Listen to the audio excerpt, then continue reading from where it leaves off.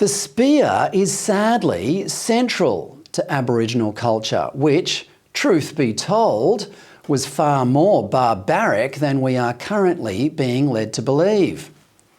This book is a gripping biography by West Australian journalist Hugh Edwards of Albert Barunga, who was born around 1910, survived the brutal tribal life into which he was born in the Kimberleys, and in 1977 donned a tuxedo to board Queen Elizabeth's Britannica yacht as it was docked in Fremantle. His story is an extraordinary one of survival, candour, stoicism and good humour. It's about as Australian as it gets. In the biography, Barunga describes how spears were used constantly to settle disputes in tribal culture, whether it was for a woman talking back to her husband or a young man stealing another man's wife. On each of these occasions, the wounds are horrific.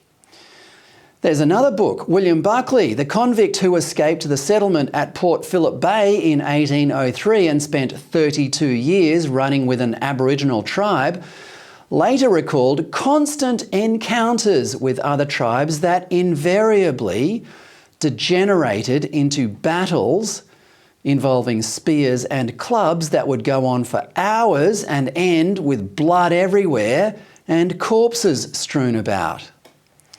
And it gets worse. In his book, The Story of Australia's People, historian Geoffrey Blaney says of the Indigenous tribes immediately before and after white settlement, quote, "Cannibalism was often the ritual aftermath of a death rather than a motive for killing.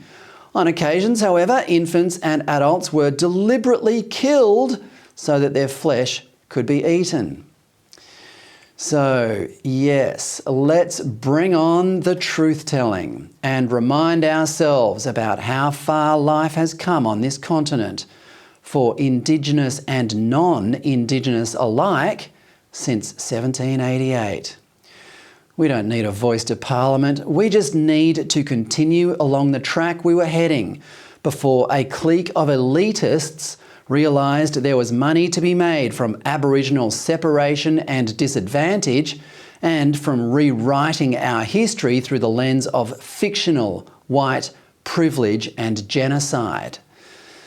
One of the milestones on that track was at the annual Reconciliation Dinner, sponsored by Rio Tinto, the largest private employer of Indigenous Australians at the time, at Parliament House in Canberra in February 2014. The then Prime Minister, Tony Abbott, said there were tangible things Australia could do to close the gap with the Indigenous, but there were symbolic things that could be done as well. And this part of his speech deserves to be quoted at length. "There is a great spirit in Indigenous people. I often think that we Australians underestimate the contribution that Indigenous people have made to our national ethos. The stoicism, the laconic humour, and the endurance that has come to characterise us as a nation. I doubt it came ashore in 1788 because, frankly, it doesn't characterise the English, the Irish or the Scots, but it came to characterise Australians.